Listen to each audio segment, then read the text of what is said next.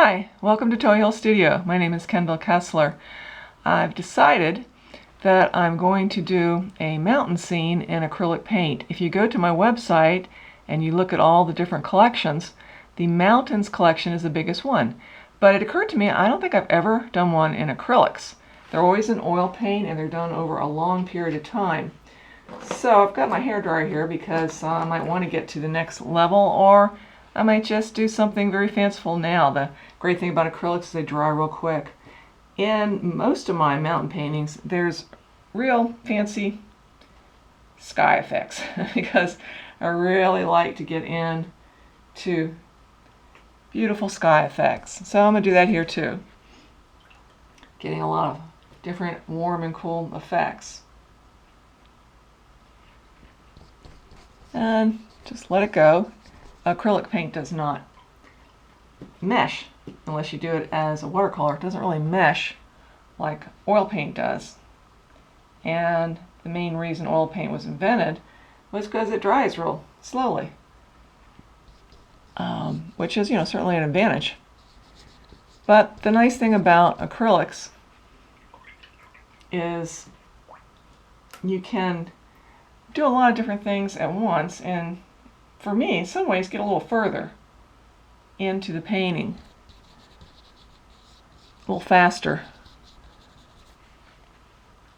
As I've said many times, my paintings are done in the traditional thin to thick manner, using oil paint, starting with a very, very thin layer, and then building it up. Now, not everybody does that. Yeah, there are painters that go outside and they try. I don't think it's possible to get what's out there. You can't really. Light's changing all the time. And I still probably think they're all really doing layers. It's just that they don't have the benefit of the drying time, but they've still got to keep going back into it if they're going to really get something. Now, it depends on the artist. Okay, it's probably going to sink right into the mountain area, but that's all right. You can always go back into it. It is a very correctable medium. There are some mediums that are not correctable, watercolors. And since I'm using like a watercolor, I'm probably going to be leaving it a lot the way it is and not change what I'm getting so much, because it's going to mess up some of this really nice bleeding that's happening. But I really think that the main reason people got so interested in it, since it was invented, well, how many years ago now is it? Okay, about 70? I guess about 70 years ago, is because it just dries fast. Waiting for all those layers with oil paint can be a real pain. Oh, I like the way this is turning out. I'm trying to not really think about it too much and just let it happen. Try to get something different. And it is. I'm not sure I have one much like this in my oil painting collection. Do a little bit more, and then we'll start working on the ranges. This is made up.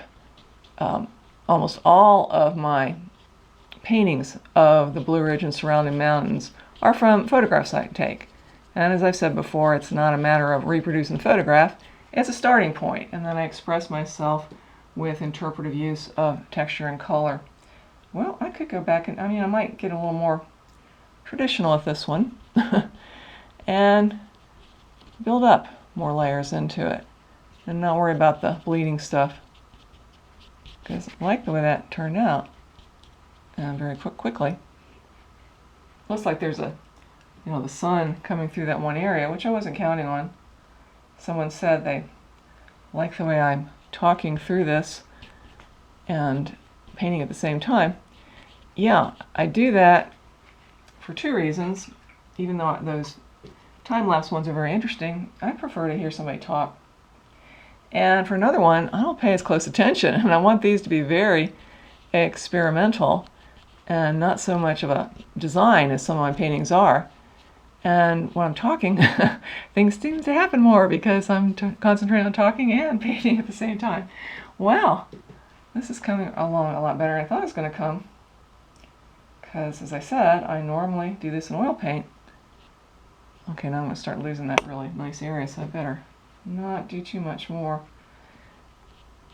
Oh no, there we go. Yeah, Well, I'm pleased that I'm going back into this and still getting some interesting things going, and it's not really hurting to lose the bleed areas. And they're going to keep on moving around until it completely dries. I used to do this when I explained the start of pre-students and made them try a water medium, that if you have the paper wet and then you put very wet paint into it, it'll just start moving around. It starts bleeding around, as I've said before. And you don't know what it's going to look like till it completely dries. You think you are, but you're not. It just keeps on moving around until it's finally dry. And that's one of the very interesting things about water media. And I can see where watercolors really get into that. But as I said before, you got to put a watercolor behind glass. And that is the #1 reason why I am an oil painter.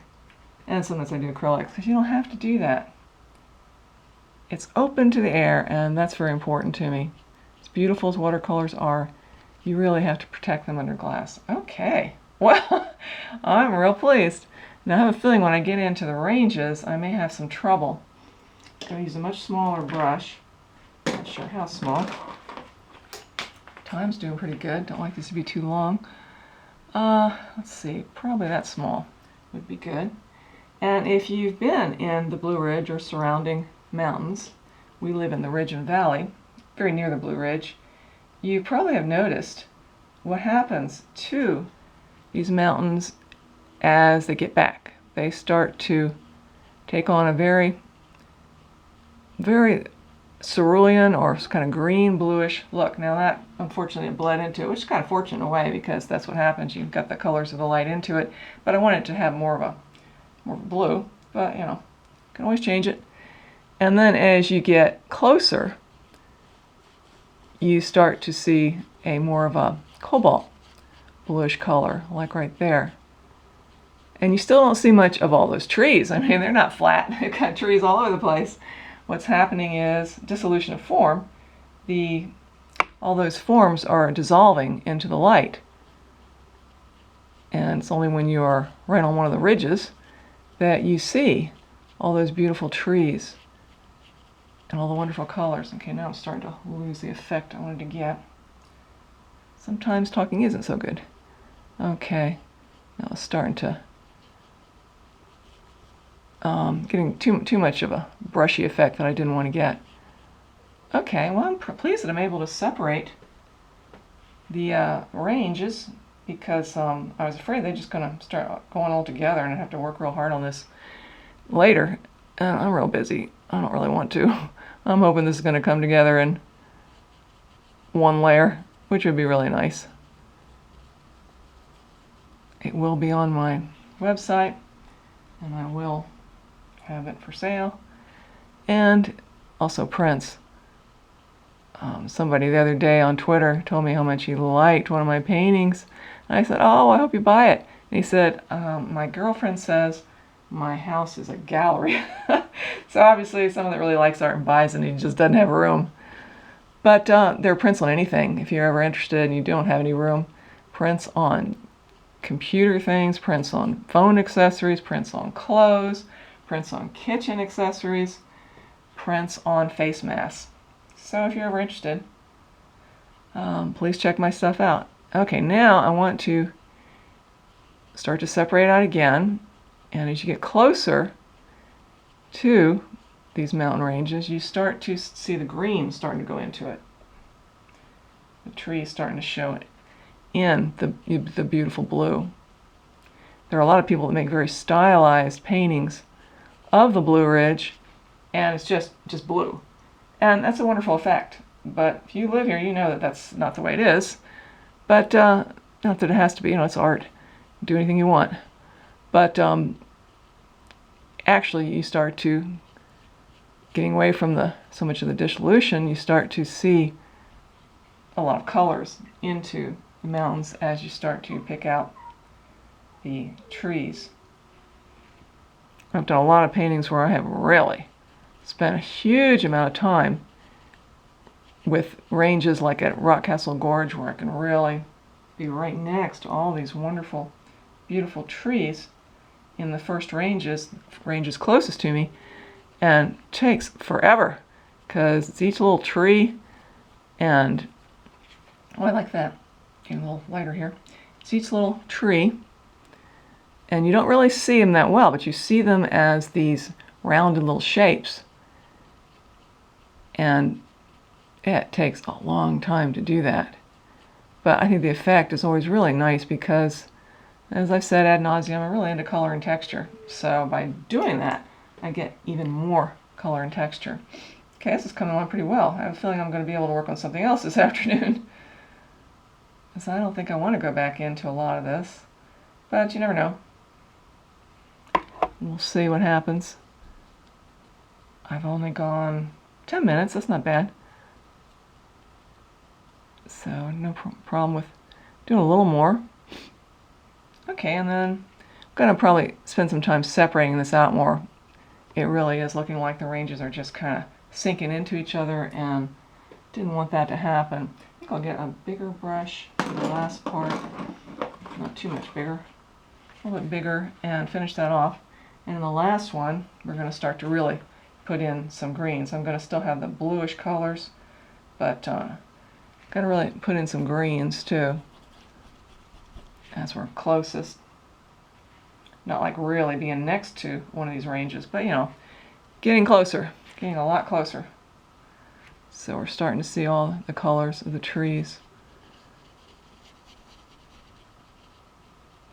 A lot of people like to call all the mountains around here the Blue Ridge. It's just, yeah, I can understand why they would say that. They all look that way. But as my naturalist husband, Clyde Kessler, has told me many, many times, the Blue Ridge is only a small strip of mountains in Virginia and North Carolina. But everybody likes to call all these mountains around here the Blue Ridge. Actually, we live in what's called the Ridge and Valley Mountains. But I don't know anybody around here that calls it that. They just think we're living in the Blue Ridge. We're close to it, though. We're very close to the beautiful Blue Ridge. And really, I mean, good grief. If you look at the Ridge and Valley and then you go look at the Blue Ridge, you don't really see much difference. So on my website, I say mountains, and so many of them are the Blue Ridge, but a lot of them aren't, so I just put mountains. But so I've said in a video I made that just kind of explains everything that I am.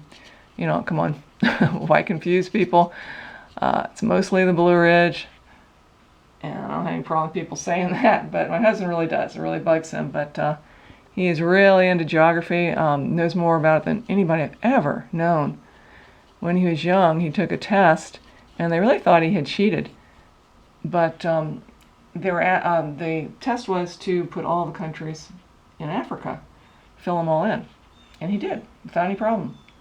That's, you know, I think that's pretty, really, that's knowing your geography, not like I know it. I don't think I could put in many at all. I've always thought, well, there's a map. I really can't. I've always thought it was a little kind of hard to learn all these things, but really, we should. I think it's not good that they have stopped teaching geography in elementary school. I don't think that's good at all. My personal opinion, you certainly should have a globe there, you should have a map on the wall, but I really don't know why that happened. I don't understand that at all. I think children should be very aware of the planet they live on.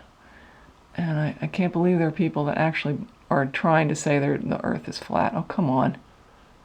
That is ridiculous. Yeah, see, now I'm trying to separate out. It's still only 13 minutes, so I'm going to do a little bit more, then I'm going to quit. Trying to separate out the ranges a little more because I let them kind of go together. And I'm going to quit, and then I'll decide later if I want to do much more with this. Sure came together. You never know. Whenever I do these, I really try to do things that are experimental, especially the Skyline series, where I just really am putting that paint down and trying to express something that can't put into words and get the energy into it. Okay, I still have a little trouble separating out several of the mountain ranges, so I'll do a little more of that, and then I'm going to quit. And maybe work on it a little bit more later. Yeah, I'm really not separating that one area right through here. It's really just going together. But I think I'm going to have to probably just do a little bit of that later, because it's going to take too much time to really separate them out well. As I said, this is based on things I've seen for such a long time. I've lived my adult life in the mountains, but it's not a particular place. It's just based on what I've experienced. These beautiful rolling mountains. Okay, I don't know if you can see that because the colors are never exactly right with my camera or with YouTube, but they are separating out more now, but not as much as I would like. So I'm just going to go a minute or two more and then I'll do it later. Just want to separate them out. I'm not going to get into all those little bumpy trees in this one. It's just going to be a very simple thing. I'm not going to put flowers by the edge or anything. Just going to keep this as a very, very plain but beautiful range in the that I'm sure if you looked around you could find something that looked just like this. The rolling, rhythmical look of the mountains is what so many artists are fascinated with around here, and there are so many artists that do paint it. Still not separating them the way I want to. So I'm definitely going to go back into it and separate these out a little bit more. I think I'll quit there. I don't think I'm going to go back into the sky. I think I'm going to leave it like that. I might do a little bit through here and maybe pull out a little bit more of a light effect, maybe add a few more colors, but I really like the way it turned out, so I'm probably not going to do that. So thank you for watching. Be sure to click on the link in the description to see the final painting, and then there's my website, and then I work on Etsy, and a few other places to see what I do.